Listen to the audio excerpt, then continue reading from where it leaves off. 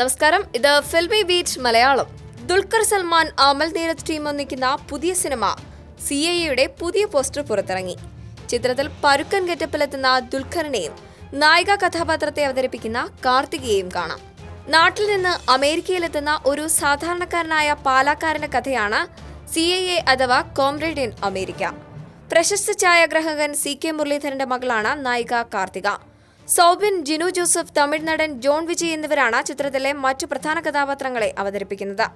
ചിത്രത്തിന്റെ തിരക്കഥാകൃത്ത് ഷിബിൻ ഫ്രാൻസിസ് പാലാ പൂവത്തോട് സ്വദേശിയാണ്.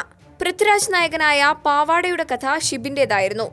യോബിന്റെ പുസ്തകത്തിന് ശേഷം അമൽ നീരദ് സംവിധാനം ചെയ്യുന്ന ചിത്രം ഈ വർഷം തിയേറ്ററുകളിലെത്തും. കഴിഞ്ഞ ദിവസം പുറത്തിറങ്ങിയ CAA ഒരു ഗാനത്തിന്റെ ഓഡിയോ ടീസറിന് മികച്ച പ്രതികരണമാണ് ലഭിക്കുന്നത്. കണ്ണിൽ കണ്ണിൽ എന്ന് തുടങ്ങുന്ന ഗാനത്തിന്റെ ടീസറാണ് പുറത്തുവന്നത്. ഗോപി സുന്ദർ ഇണമിട്ട പാട്ടുകളാണ് ചിത്രത്തിലുള്ളത്.